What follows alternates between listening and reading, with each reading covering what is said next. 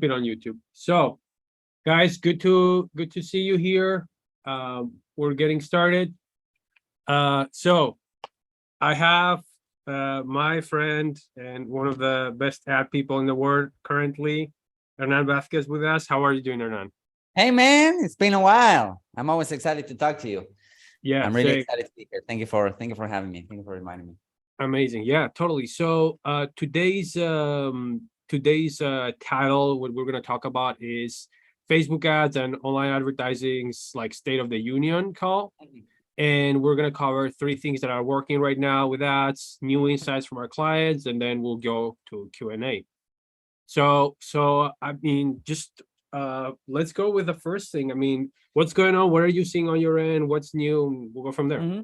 Yeah, for sure. So just to give people, a little bit of a rundown of background for people that do not know who I am. I've been in digital marketing for the past 12, 13 years now, and in direct response advertising for the past, I think 6, 7, almost 8 now. And for the most part, like, and in many capacities, and over the past 2 years, I've worked and focused on my digital marketing agency. So that has been kind of my focus over the past 2 years, my own digital marketing agency. And then we launched a coaching program this year as well. We launched some training. And for the longest time, we basically focused on Facebook and Instagram as a means of acquiring customers for clients, right? Facebook and Instagram ads, that's how we got I cut my teeth on advertising, on social media advertising. And now we're offering a stack of products because or a stack of services that goes into YouTube, Google, TikTok. We help clients with their landing pages. We help clients with their offers. We help clients with their emails, mostly because right now we went from being a traffic agency into a revenue generating partner, if you would, right? So we're helping clients to acquire customers, increase their lifetime value, increase their revenue, increase the ROI that they get through ads and whatnot. So that's in a nutshell what we're doing right now. And yeah, there's a couple of things that we're seeing after, kind of a rocky, I would say 2022, specifically for Facebook and Instagram and some other social platforms, and some new up and coming contenders that are doing well to a degree, right? Because they're not as mature as these platforms, but as usual, when everyone is jumping ship from a platform, I think that's good news, as I keep on saying, because that frees up inventory to acquire more customers at a discount. So, and now we're recording this in the middle of the holiday season. So that's an added, I would say that's something extra to consider. But to answer your question, Arman, I think that specifically on these platforms, on these social media platforms, that it has to do with three things, right? It has to do with three pillars, the way I like to call them. Number one is the targeting, who's seeing your ads, who you're targeting, right? And for the most part, we serve B2B clients with high ticket coaching programs or consulting or facilitators or teachers or, leaders, thought leaders, personal brands. That's kind of our wheelhouse. We do have a couple clients, a couple SaaS companies. We do have a couple of local brick and mortar businesses, but our main, I would say 80% of our clients are B2B, high ticket consulting, coaching, information type of clients. And when you're talking about a B2B client, a lot of people are saying, well, your audience is not on Facebook, your audience is not on social media, but we're really getting a lot of results from social media. But it all has to do with who you're targeting, who you're showing your ads to, because most people are selling, 5, 10, 15. We have a client selling a 25K coaching program and a 50K one-on-one program, and they want to talk to people that have the means and the willingness to invest that kind of money, right? So it all starts at the targeting level. So that's pillar number one, targeting. How do you target people that are, willing and able, as Dan Kennedy would say, right? People that have the means and they want to invest in your product or service. So that's number one. Number two is what you say to them. So the creative right now, we're noticing that it's becoming really important. I would say more important than the targeting. We're going into I think that we're going specifically because TikTok kind of changed the game when it comes to content, and we can go into that in a minute. But I think that creatives are getting more and more and more important. That's why, you know, we're building kind of a creative team internally. We have a designer, we have a copywriter, we have a video editor. So we create those ads for clients because it's really, really important right now. And I'm sure that it's all about the creative, and it's going to become more about the creative. And then the third thing, which is really important, is tracking. Tracking, because again, many of our clients are performance-based right now, right? We don't charge any monthly retainers, we just charge a percentage of whatever we bring to the table. So that means that it's for the right fit, it's a no-brainer, but also that means that we need to make sure that attribution is there, right? Number one, tracking, transparency on tracking. And number two, one of the most important things is that Apple is not talking to Facebook, and Facebook is not talking to, and then Apple is not talking to Google, and Google is not talking to Apple. So how do you bypass that? How do you go through that? How do you still track? How do you feed the pixels, feed data back into the networks so that you can keep on producing for your clients? So I think that those three pillars are the main things that whenever a client comes to us, we develop, you know, we do a deep dive on what they have going on so that we can actually craft really, really good targeting and really, really good messaging. And then we take care of tracking as a third thing. And then we take care of their funnels and all that good stuff. But that's when it comes to advertising, those three pillars, if that makes sense. Okay. And in terms of out of the three, what would you say most people are struggling with? Is it the tracking part, or so that's actually a good question. I think that tracking is an issue right now. Tracking is it's a challenge, especially because a lot of people are operating their ads or running their ads as they were like 2 years ago or before iOS 14, you know, before the pandemic or during the pandemic, all of that stuff. So I think that tracking is a big thing, especially because a lot of people are seeing their numbers tank on Facebook, right? Especially in Facebook ads, their campaigns are not performing as well as they used to, and all of that. So tracking is a thing. And then the other thing is that a lot of people don't realize the importance of a good creative, right? And the big dogs, the big guys, like everyone that's investing, you know, 7 figures a month on advertising, understand the power of a creative. I remember I was seeing Russell once on stage. He was doing a breakdown of his Traffic Secrets book funnel, right? And he was saying, okay, we are acquiring customers at this amount, and the average order value for that funnel is X, and blah, blah, blah, blah. And we're acquiring customers for ClickFunnels. And then he said, the most important, or the number one thing that it's allowing us to get these results is the number of creatives that we're putting out there, right? The number of videos and ads and creatives that we're putting out there. So a lot of people are trying to find the perfect audience, right? Trying to hone in into the perfect audience with the perfect interest and all of that. And they, excuse me, and they forget to pay attention to the creative itself, right? What you're saying in the videos, what are the first like 2-3 seconds of the video, what are you doing on those seconds, what happened next, what are you saying on the ad copy and all of that. So I think that tracking is a challenge, and then a lot of people are struggling because they don't realize how important the creative is, and how important is the creative refresh process as well. So I hear you. And okay, so if okay, so we have the tracking with the creatives that, you know, that goes into I guess, I mean, you said it before, like the TikTokization of creative, and how the first 3 seconds matter, and user generated content. If someone is running ads right now, maybe for themselves, or they have someone helping them, if you could give them like kind of 3 tips to kind of improve their ads, and then once they improve their ads, they want to talk to us, see what we have to offer, what would you say?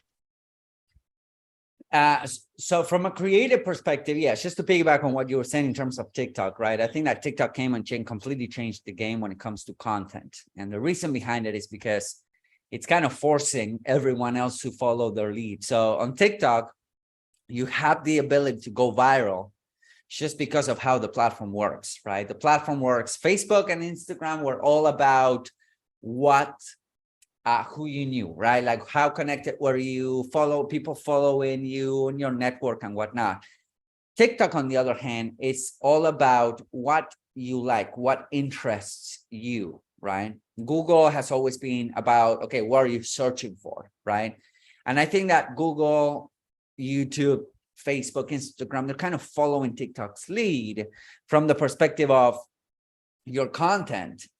You can again, you can still go viral on TikTok because if you pick a trend or if you catch a trend about a piece of content and people start liking that piece of content, you will start showing up on their timelines, not because they're following you or not because they search for it, but rather because you're interested in that topic, right?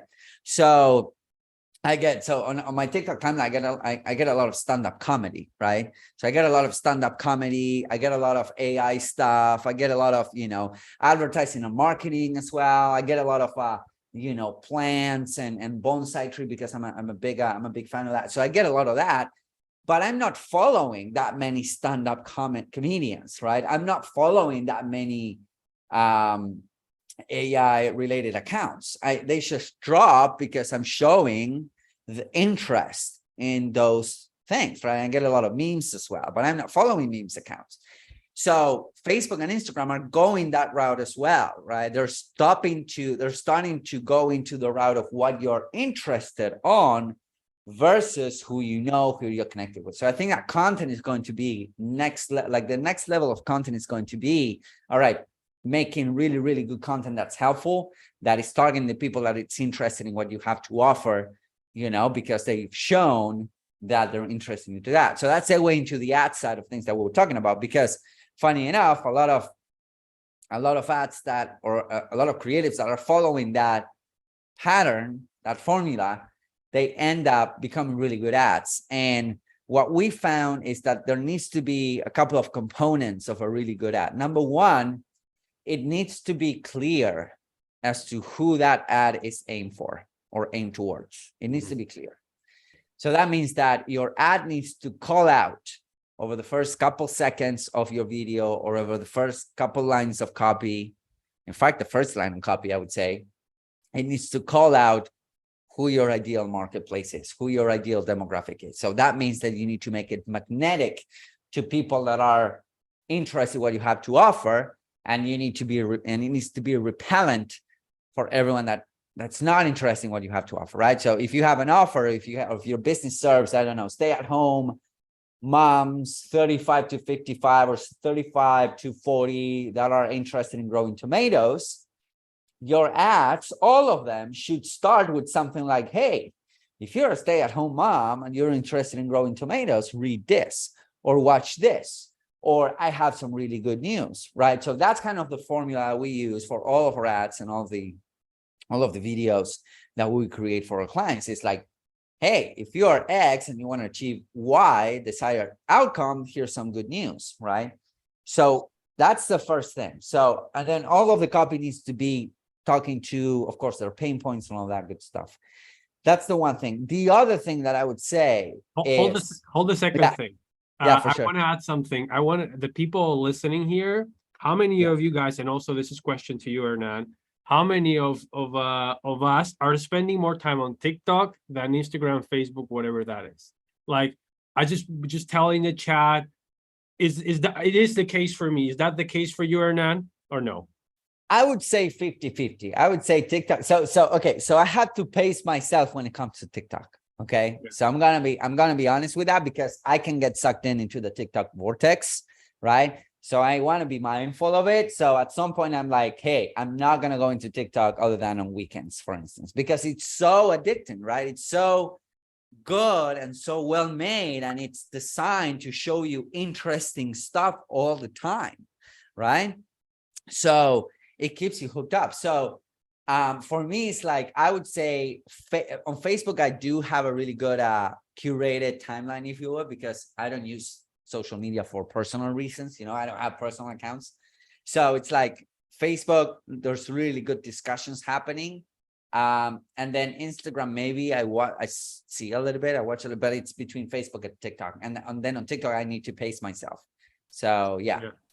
No, there you go. I think that the point was, I think for a lot of us, that's what's happening. That the silent majority are just spending more time on TikTok, and ultimately, I guess, is just how do you apply that to your business? How do you apply that to your business? Hernan was talking about specifically what he's doing, the hooks and everything, but it is great. Like, this is what I want to tell you. It's huge. Like, if I've been observing it for a long time, it's fighting against Twitch with its live. There's gamers going live on Twitch now.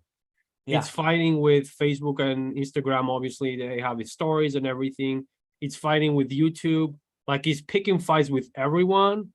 Yeah. And it's winning by consumption. There was a report that was launched, internal leaked report launched, I think 2 months ago, about the usage of Reels on Instagram versus the usage of TikToks. And it was like 5-1 on TikTok. On so yeah. I think the only social network that are still getting more consumption just because of the long form content is YouTube, right? YouTube has like 40-minute average session duration or something like that, because I can spend like hours on YouTube, so, and even if it's just like listening to music or whatever, it's just having in the back of but yeah, I totally see what you're saying in terms of it's picking fights and it's eating market share of all of these giants. That's why I think that they're following their lead in terms of the algorithm that they're using and all of that. And there's a really good book called Hooked. I don't know if you read it, Arman, but it's called Hooked by Nir Eyal. It's Eyal. That's the last name, and it's called Hooked, and it kind of breaks down all of the mechanisms that social media profiles and social media apps specifically use to kind of hook you, right? So there are several, like variable response or variable reward. Well, there are several, right? So TikTok is like a dopamine flood all the time, right? So, and I think here Andy's saying that TikTok is a black hole for my time.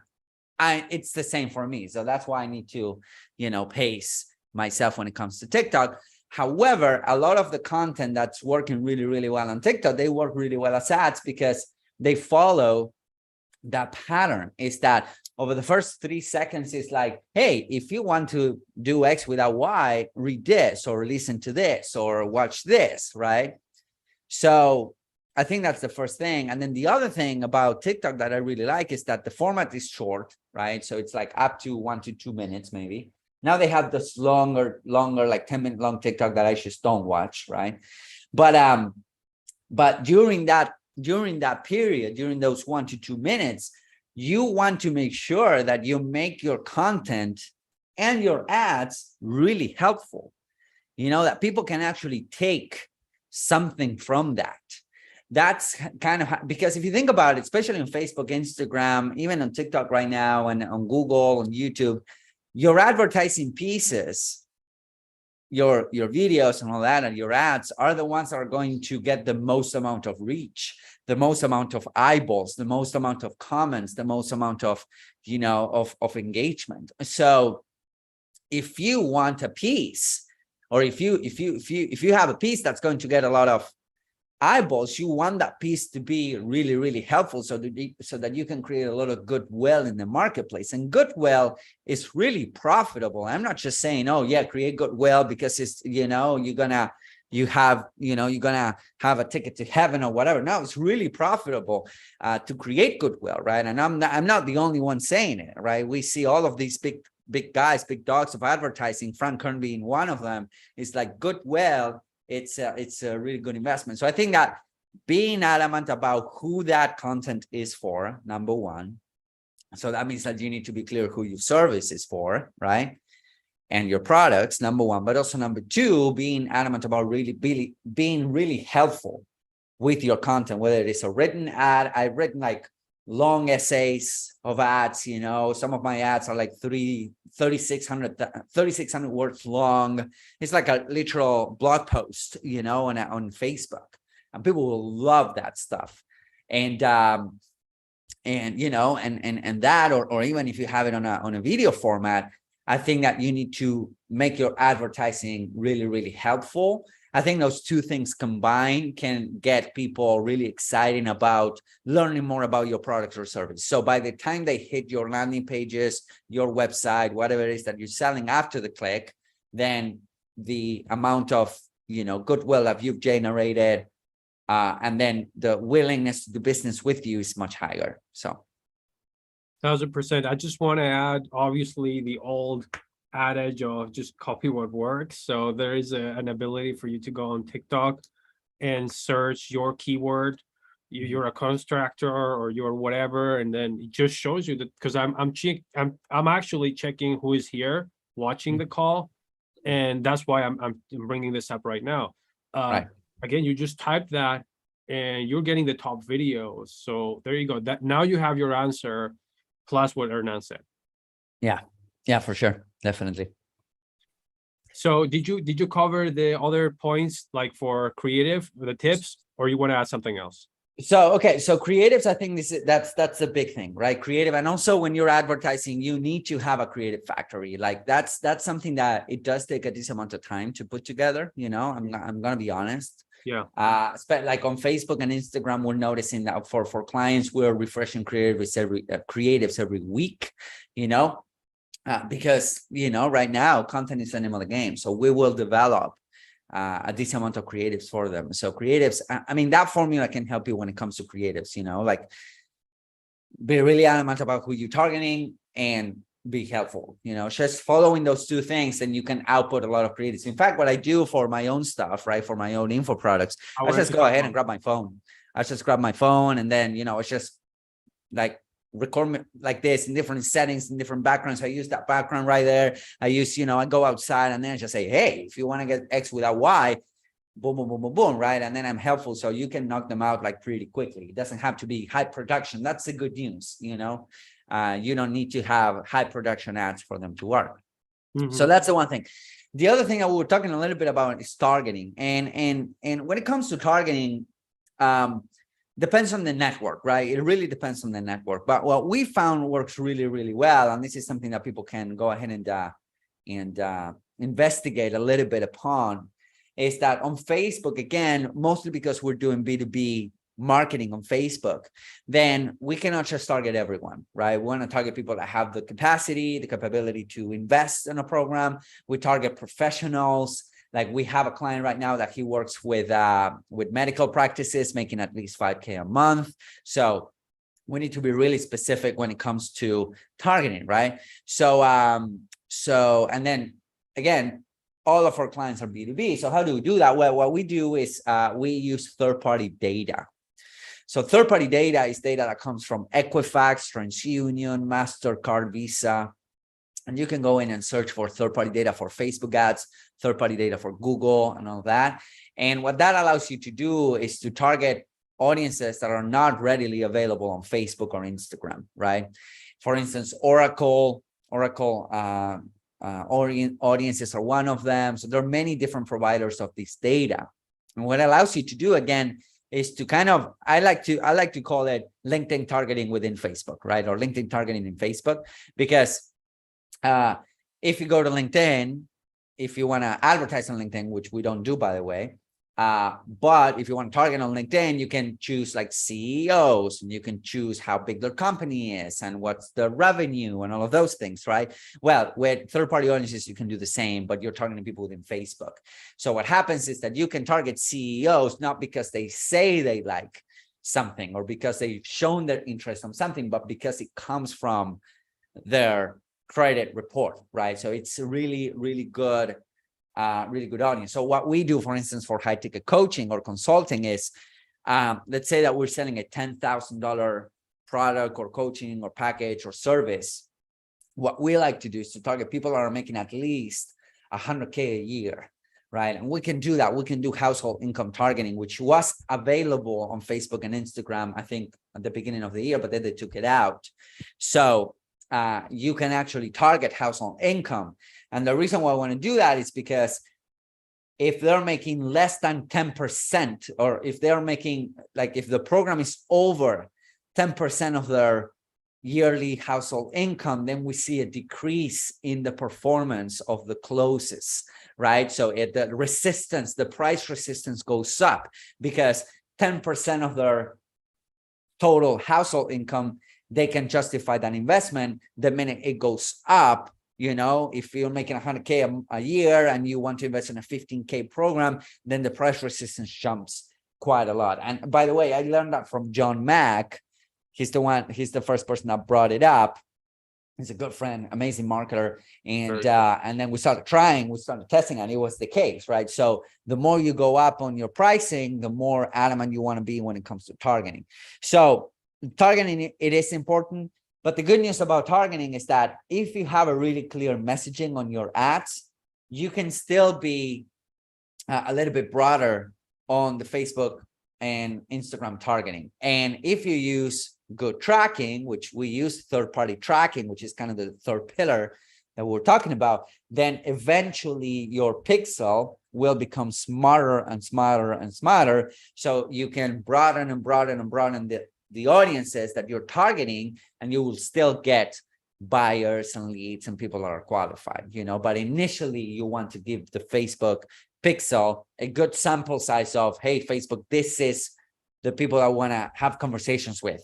Now that you have like 500 leads or 500 calls, all right, now go get us more of this. Does that make sense? Yeah, totally. And I just, I was thinking about the John Mack tip. Makes more, so much sense that, I guess, obviously the more available income they have, the higher the conversion rate. And so how do you do that? It's almost like it's not you zoom out, you see the whole process, and you say, here's what's missing, and you zoom in again, versus just focusing on, I want the highest CTR, I want the highest whatever. And so that's needed, especially when you're on performance, because like you're on the hook, you're on the hook when it comes to performance. So it's like, okay, well, if this campaign doesn't perform, we don't get paid. So I think that was a kind of a challenging thing that we did, but it was the best decision ever, because now the team is like focused on, performance. We celebrate the wins a lot, hey, we just got like this amount, this ROI this month for this campaign. That's awesome. And then also, if a campaign is not working, we're not waiting, right? Like we're just raising our hands and saying, hey, why is it not working? Let's hop on a call. Let's brainstorm. Let's see how we can, implement this and make it better. So. Perfect. I think you covered like basically all the points. Third-party tracking. Do you want to go over it a little bit? But it's basically, it's very technical. Like there is information about it on Google. You have to implement third-party tracking whether you like it or not, right? Yeah, for sure. You need to. And the way you do this is by actually, you need a tool that will mediate between what's happening on your website and the Facebook, Google, TikTok pixel, right? So there's a bunch of tools out there. You have Hyros, you have AnyTrack, you have many others. And you can do this with Zapier. So there's a bunch of ways of doing this, but just so you know, third-party tracking, it's really important because it not only allows you to optimize better your campaigns, but it makes your pixel smarter, over the long run. So, and then another thing that I want to comment before we move on is that right now, Facebook and most social networks will have a short attribution window. That means that I think that Google has like a 90-day attribution window, which is the longest one, right? So you see an ad, you click on the ad, and then 90 days later, if you take action, they will attribute it to that ad, which I think it's the way it works, because human beings don't take action right away, especially for high-ticket consulting, right? If you need to make an investment of 10, 15, 25, 20, 50K, you don't do that like this, right? You need to think about it. You need to, follow up. So what I like about third-party tracking is that we can attribute sales happening 6 months from now to those ads that generated those sales, right? So most people will not buy right away. They will not buy on the first call. You need to follow up with them. So I think that third-party tracking is really, really important. So. Amazing. And I want to add, just like you guys are experts in what you do, there's people like Hernán and I and our teams that just focus on this all day. And like, because like I'm thinking someone watching this might be like, oh my God, like there's so many things Like, I'm not gonna be able to. Don't Yeah. worry, there's people that this is what they do. So, I want to go over some emerging stuff, but what do you see? Is there anything else that you see kind of working now that we haven't covered that people listening could take and run with it? Anything else that we haven't covered?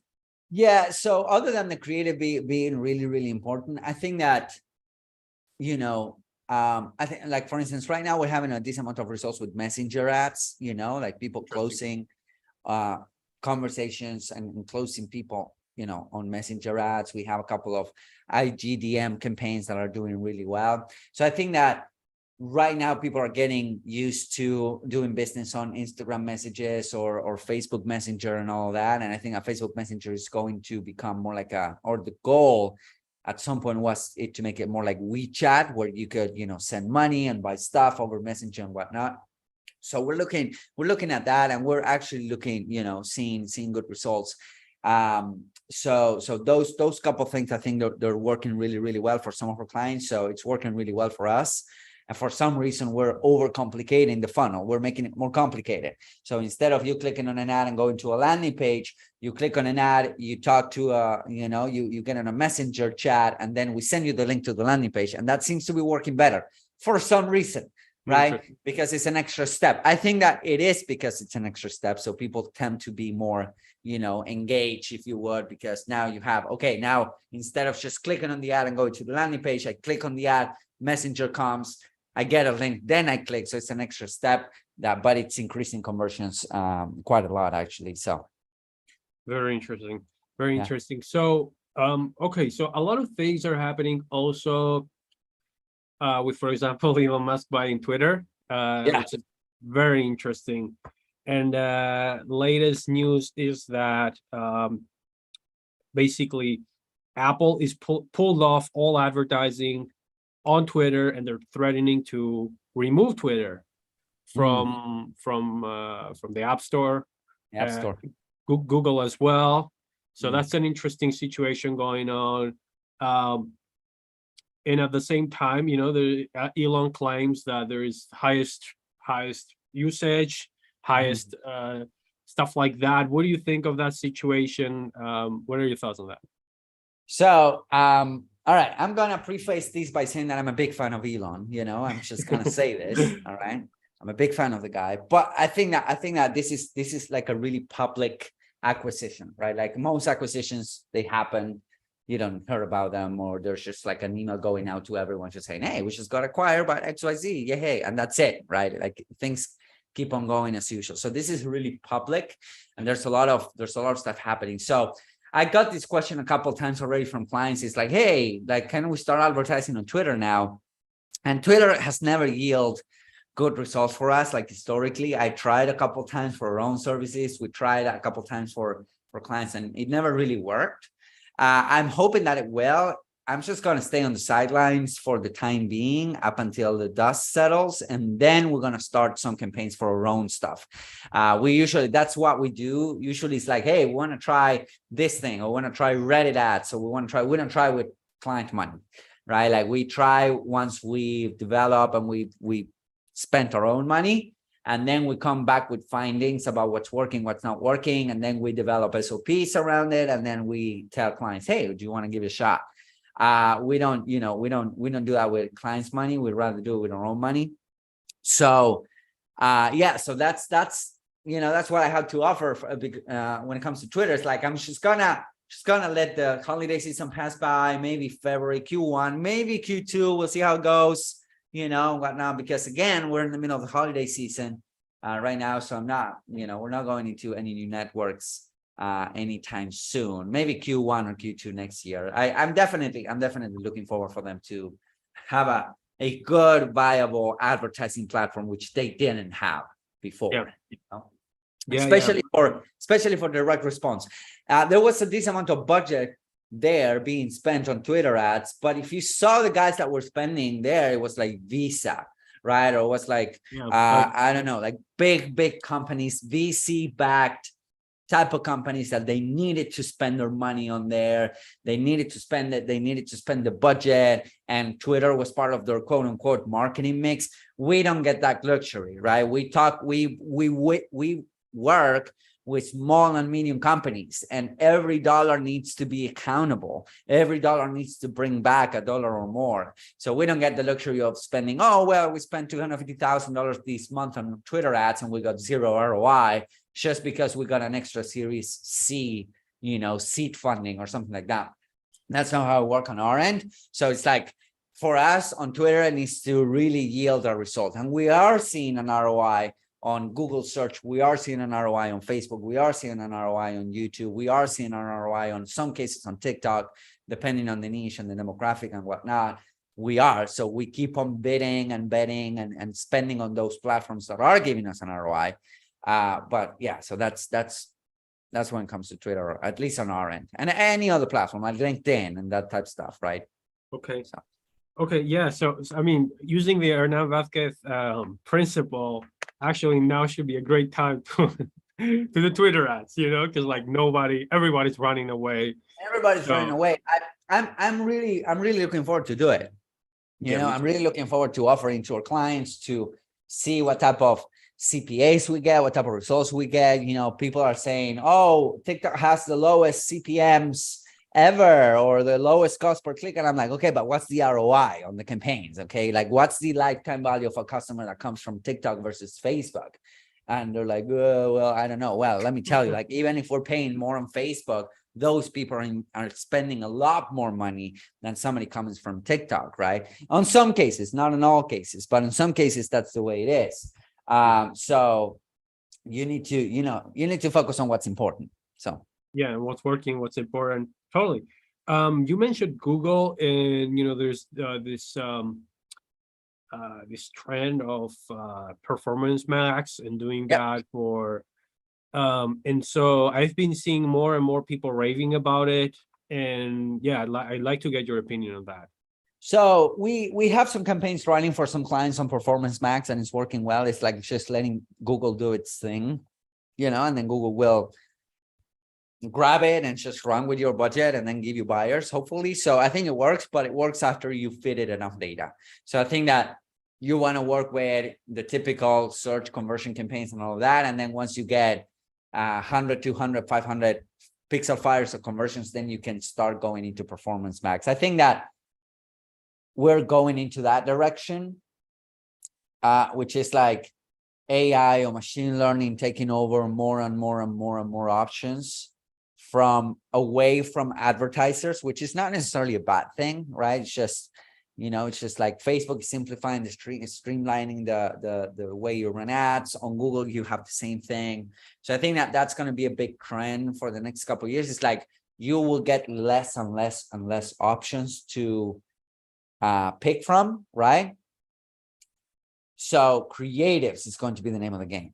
Because if we, like you and I, have the same targeting capabilities, that who he creates like really good creatives and has a framework and has a process of putting out content that really works, that's the person that's going to win, right? Because at the end of the day, we have the same targeting capabilities. It's not like I have some magic trick when it comes to targeting. So I think that we're going to be seeing more of that. It's like, okay, we are, again, the platform's taking out stuff instead of adding more complexity. It's like, the Amazon model, like take out the complexity of the process and then they take care of everything. And I think it's a good move because Google will have tons and tons more data than we would ever have, on our own. Like Facebook has a lot more data about their users that we have.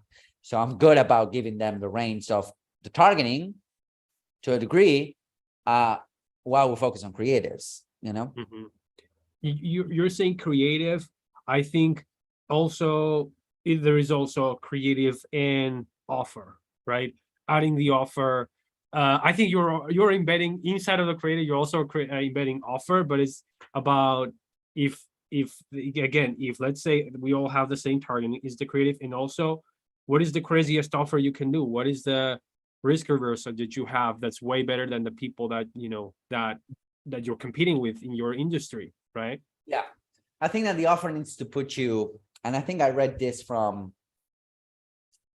Dan Kennedy, and then it was kind of repeated by Alex Hormozi in his amazing book, $100 Million Offers, which I totally recommend, by the way. Yep. I think that a good offer puts you in another category. That's what you want. You want it to be so good that you're not even competing, right? So that's why, when I was thinking about, okay, how can we make this a no-brainer for our agencies? Like, okay, well, let's try with this. It's risky. It has to be a good offer. It has to scare you. It has to be so good that for the person, that it needs to scare you a little bit, right? So I think that even with the best, like I always say that you can sell a great offer with mediocre marketing or non-existent marketing in some cases, but not even the best marketing in the world can help you with a mediocre offer, So that's kind of what I say when it comes to offer, and not even the best creative. Like you can actually have an amazing creative, right? Like some people do, but if the offer bombs, it bombs. So I think that, and so sometimes I go with my coaching group, my coaching students, and then we realize, and then we take a look at, okay, is it the ads? Is it really the ads? Is it really the campaign? Is it really the funnel, or is it the offer? Right? Like, in some cases, and this is part of what we do is, hey, you're getting all of these people, like targeting is on point, right? CTRs, all of those metrics that are showing us that people are clicking on the ads are on point. Messaging is okay. We're not saying, hey, come to us, you will get this free iPhone or something. No, we're using this formula. People are going through all of these hoops to hop on the phone with you, and when they hop on the phone with you, then you can close them. So we have a sales process problem. It's not the ads, right? It's not you don't fix that with ads. You might, maybe tweaking the targeting a little bit, but if the targeting is there, so it's all about the offer. So I think that is a really good point, because again, as I mentioned, you cannot sell a mediocre or a bad offer with even the best marketing in the world. And how do you come up with a good offer? Well, you test, so I have the honor and pleasure and privilege of working with some of the brightest minds in marketing and entrepreneurship in the world over the past 6 years, and you don't see the amount of offers that bomb for these guys, right? But how many? Bring me a number. Tell me a number. Out of 10, Oh, one is the actual. What is the numbers? no, they're in the thousands. They're in the thousands. Interesting. Like for every one good offer that I've seen like really take off, I've seen dozens that go nowhere. For the same company. Wow. The same company, same person. I've seen like 3, 4, 5, 6, 7, like 12 offers that don't work.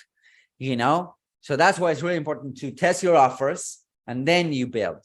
So that's something that I've learned from working with these guys. It's like most entrepreneurs will do the exact opposite. It's like, okay, I have this amazing idea for this product, right? Then I go spend a lot of time and effort and money and months and months and months in developing. And then when I turn around to the marketplace, nobody wants them, right? And the smart entrepreneurs do it the other way around. They find a need and then they go out there and build a product or a service for that need, right? So that's why it's important to build a list. That's why it's important to build an audience that you can test. Like when we're testing offers for my own company, like I don't advertise for the offers. Like I advertise after somebody gave me money for what I'm offering, and then I build the whole thing. Then I build a whole marketing system and whatnot. So, and yeah, we're talking about dozens, of offers that don't work. And you need to keep on testing. That's the name of the game. Like these guys, they understand that. And they're like, okay, well, we're just going to send a couple of emails to the list. We're just going to go live a couple of times talking about this thing. Right. And if people don't take it, no harm, no foul. You do the next thing and then the next thing. And then until something picks up, so that's how you test an offer. Now, again, there are some frameworks. $100 million offer by Alex Hormozi is a great framework because it kind of breaks down the elements of a good offer. And one of them is how much effort the client needs to put to get the results. The closer that's to zero, the better. speed to get results, like the fastest you can give the results with the least amount of effort on their end, the better. So there's a lot of different elements there that make an offer really good. So Yeah, so basically what Hernan just said that is the book by Alex Hormozi is a shortcut to getting there. But I mean, I just want to ask everybody here, like, how many of us have tried once or twice and we're like, okay, this just doesn't work at all. And just hearing Hernan say the number of like dozens of offers they've tried didn't work, and then finally something, it's just such a paradigm shift. And I want everybody to think about that. Like, am I just not trying enough in the offers space? And then, to keep doing the ads. So here's the next steps. Guys, drop your Q&As. I'm gonna select some of them and ask them to you, Hernan. In the meantime, I'm gonna go with a question that I have personally. I'm a big fan, and by the way, I heard this from you when you and I were actually.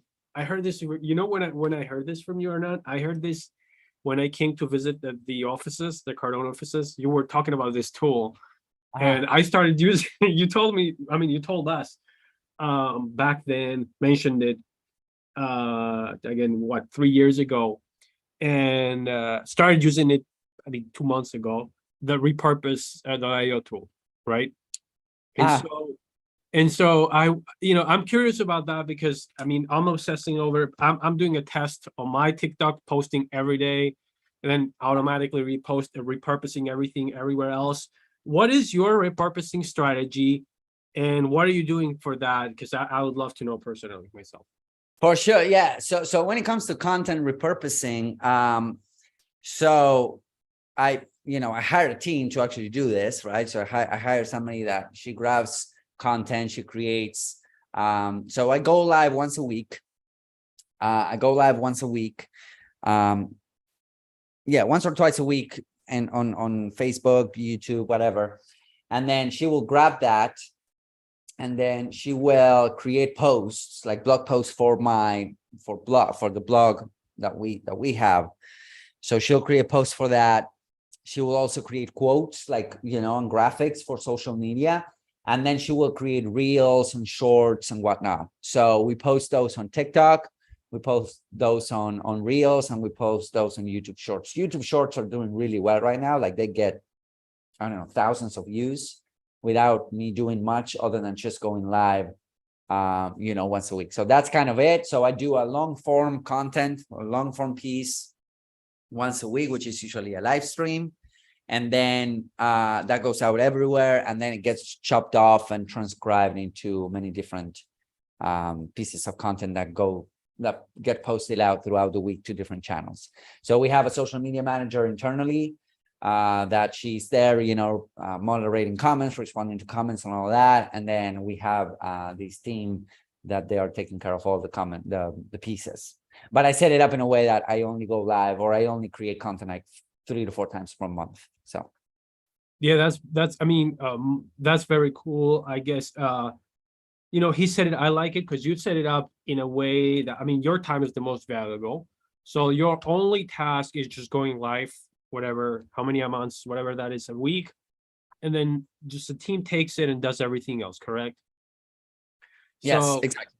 So so the question is back to us, to everyone that, and by the way, I mean, I talk about repurposing because I know how important it is, but I don't really know if people know how important it is. And so let's just talk a little bit about that. So maybe you have your numbers, but my numbers are not, if I just focused on TikTok, I was gonna get like 5,000 to 7,000 reach, something like that, per month.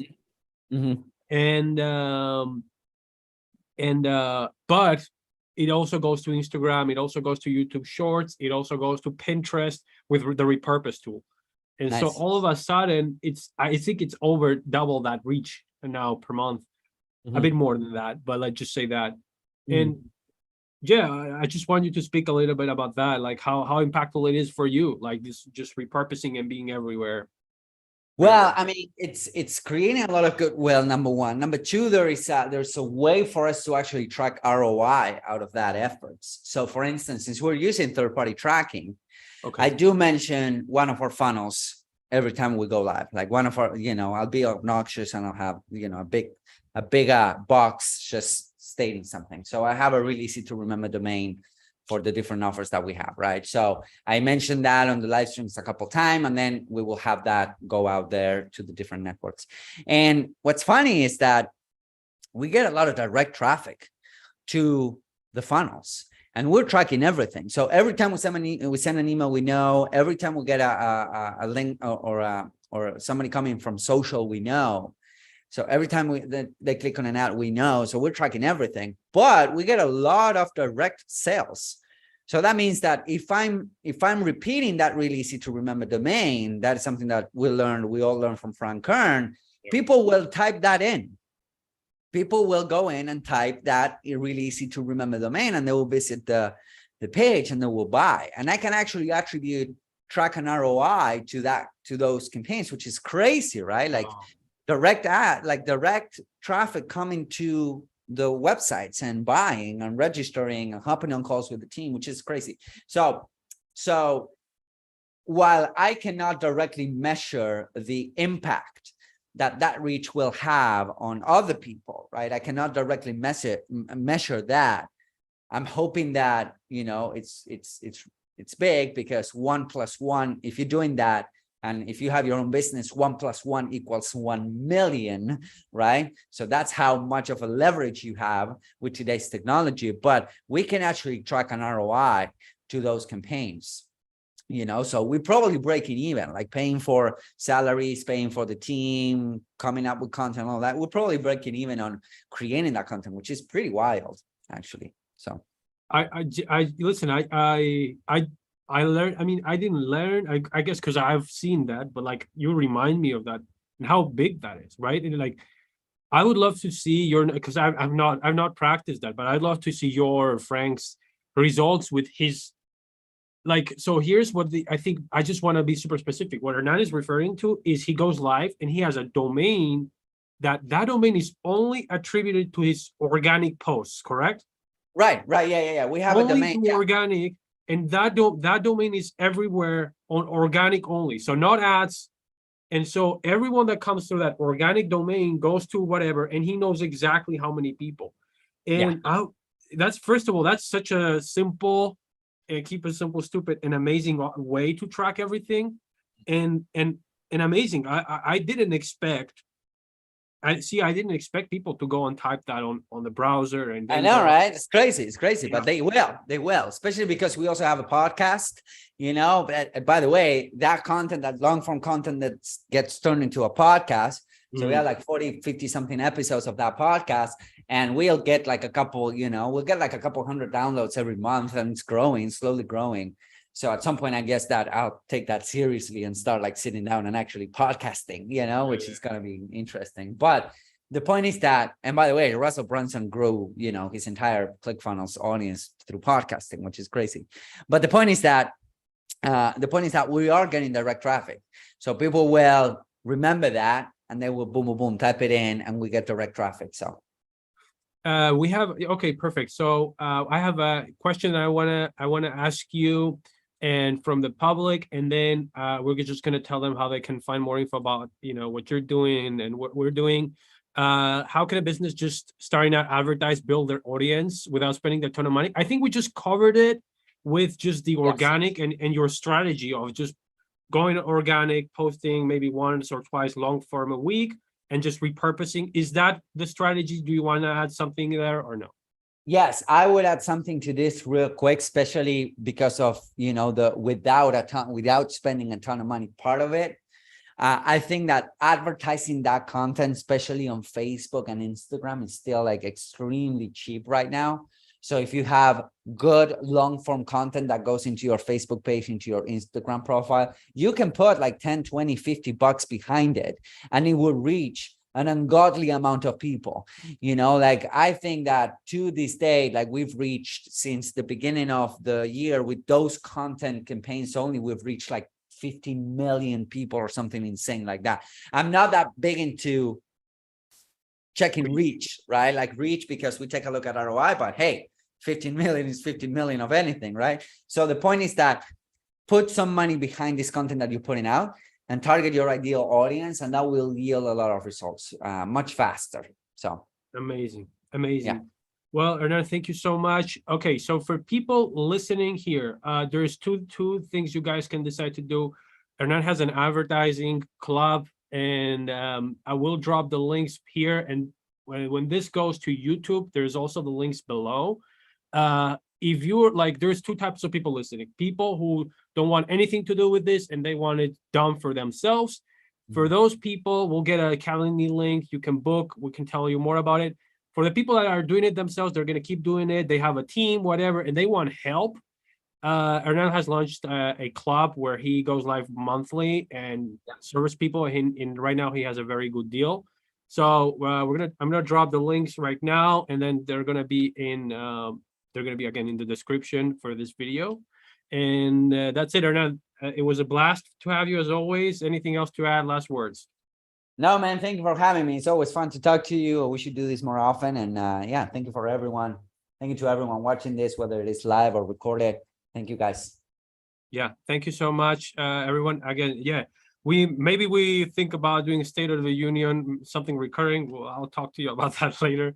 But again, thank you so much for everyone sitting here. Andrew, Dimitri, Mary, Tyson, Young, all these guys here watching. Thank you so much, and we'll see you soon. Take care. Bye-bye. Everybody.